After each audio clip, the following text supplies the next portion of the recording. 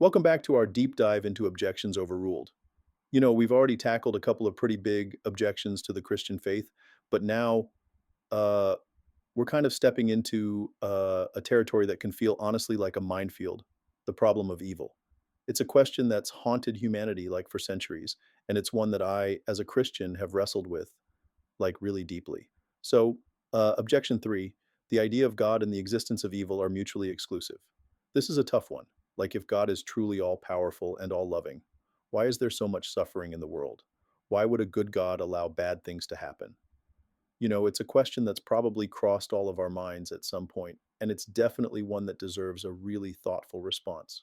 So, to even begin to understand this, we need to go back to the very beginning, back to the Garden of Eden, the story of Adam and Eve. Now, you might be thinking, "Oh, no, not another Sunday school lesson."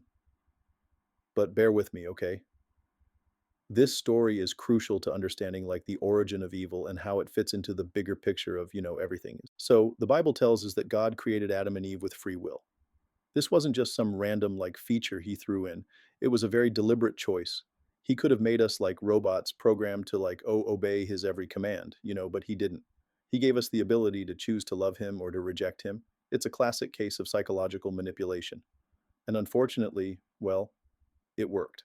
Eve's choice to eat the fruit had devastating consequences, not just for her and Adam, but for all of humanity. You see, their sin introduced evil and suffering into the world. And this is where the concept of the fall comes in. The fall wasn't just a bad decision. It was a fundamental shift in humanity's relationship with God. It's like a cosmic earthquake that shook the very foundations of creation. This act of disobedience brought sin into the world, and with it all the pain, the brokenness, and evil we see around us. I know this might sound bleak, but stick with me. We're just getting started. And trust me, there's hope on the horizon. Now, to understand the full scope of the problem of evil, we need to differentiate between two types of evil. First, there's moral evil, the kind of evil that results from human choices. Things like murder, theft, lying, cheating, you name it. This is the evil that stems directly from our free will, from our capacity to choose darkness over life. Then there's natural evil, the suffering caused by forces outside of our control, things like natural disasters, diseases, genetic disorders. What if God has a solution? Not just like an explanation, but a way to actually address the very root of evil. And this is where the story of Jesus becomes absolutely central to this whole conversation. You see, even back in Eden after the fall, God promised a redeemer, someone who had come to rescue humanity from sin and its consequences. And that promise, thousands of years later, culminated in the life, death, and resurrection of Jesus. Now, some people might hear this and think, wait, how does one man dying on a cross solve this huge problem of evil?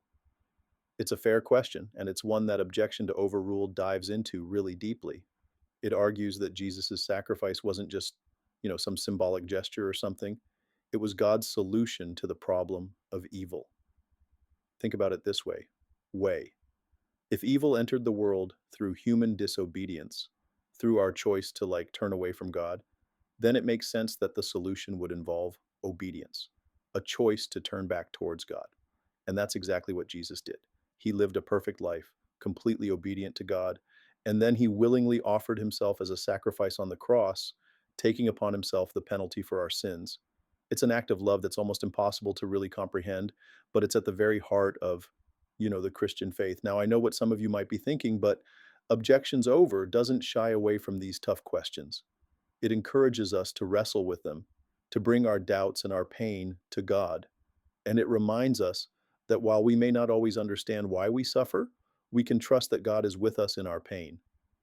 He's not, some distant deity observing our struggles from afar. He's intimately acquainted with suffering. He experienced it firsthand in the life of Jesus. And because of that, he offers us hope and purpose even in the midst of, you know, our darkest moments. I've seen it happen in my own life, and I've seen it happen in the lives of countless others. I'm not saying that we should seek out suffering, that we should pretend it doesn't hurt, but I am saying that even in our pain, even in our brokenness, God is present. He's weeping with us. He's comforting us, and he's using our experiences to shape us, to mold us, to draw us closer to him.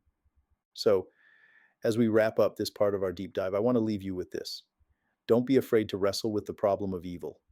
Don't be afraid to ask the tough questions. And above all, Don't give up on hope, because even in the face of, unimaginable suffering, the Christian faith offers a message of hope, of redemption, and of a love that conquers all.